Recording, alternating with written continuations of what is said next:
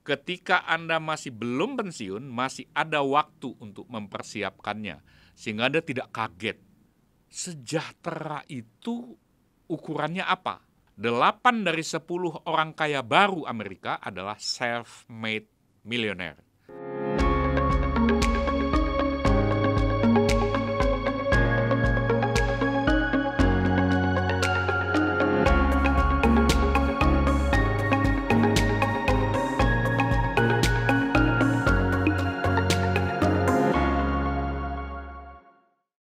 Kali ini saya ingin bicara mengenai JHT, Jaminan Hari Tua dari bisnis laundry, tentu ya.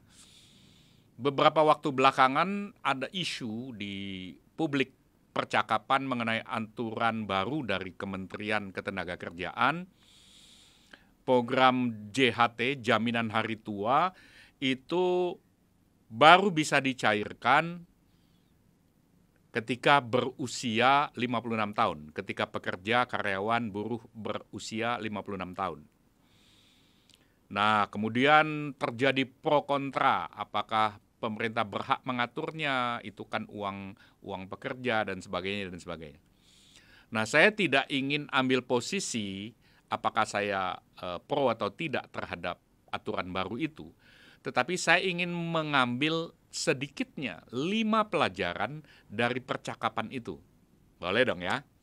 Mari kita pelajari dan kita gunakan nanti perspektif sebagai orang yang ingin mempersiapkan hari tua, sejahtera dengan bisnis laundry tentunya. Jadi yang pertama ingin saya sampaikan adalah percakapan itu mengingatkan kita pada pelajaran pertama bahwa bagi pekerja, bagi karyawan, bagi buruh, pensiun itu pasti. Sepasti kematian menjemput kita. Itu akan terjadi. Ya, entah kita mati duluan atau kita akan pensiun. Jadi pensiun itu pasti. Nah, pelajaran yang kedua, karena pensiun itu pasti, maka pensiun itu perlu dipersiapkan. Masuk akal ya?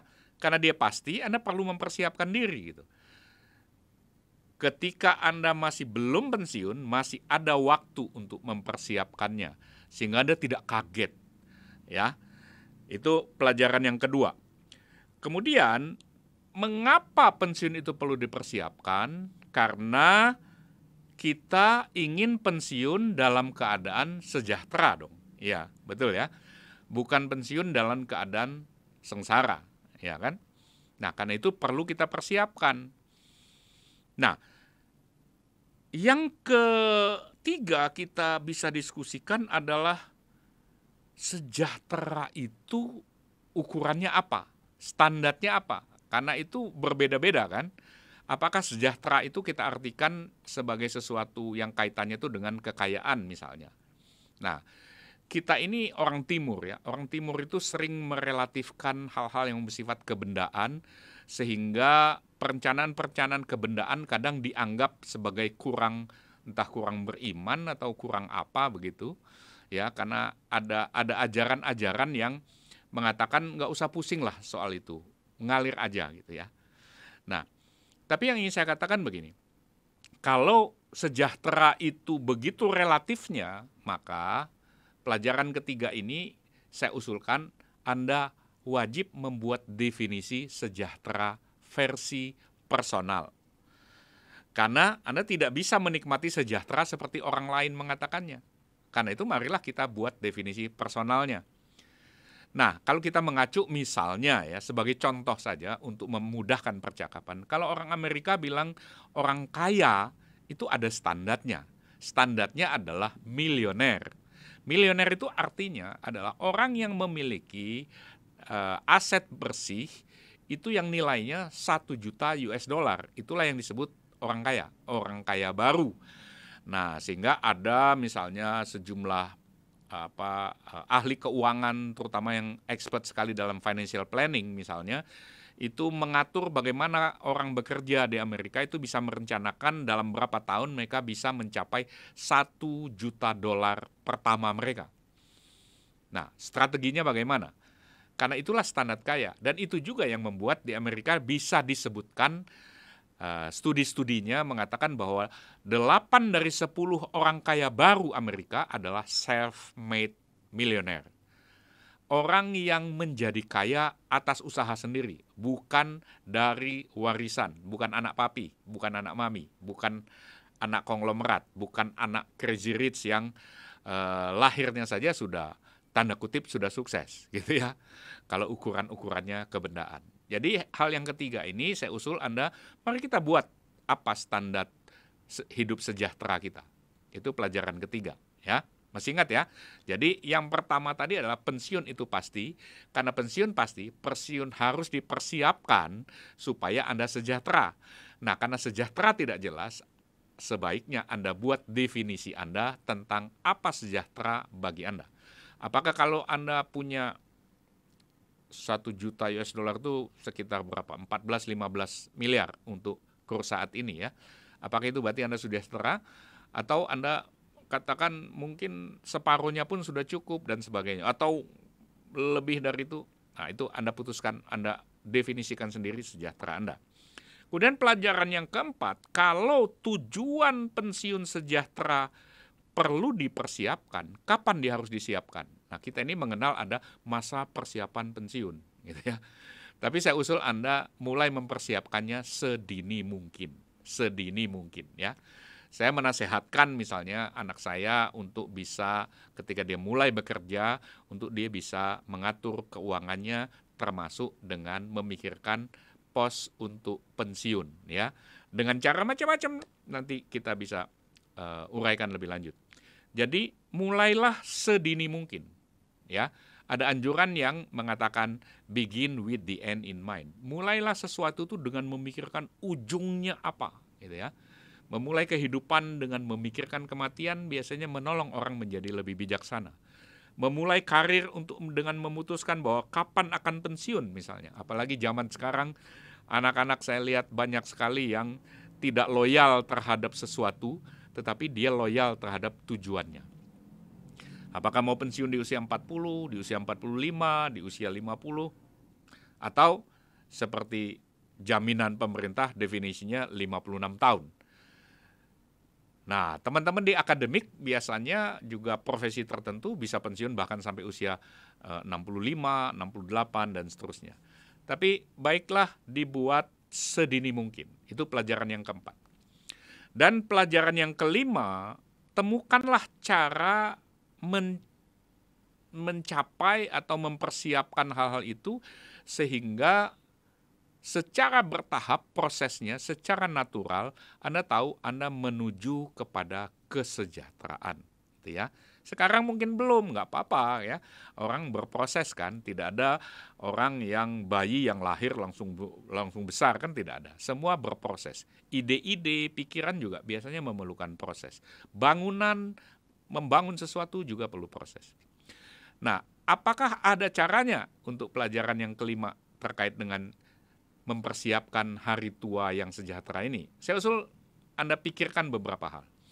Yang pertama, ada orang yang biasa membeli logam mulia. Belilah logam mulia secara rutin.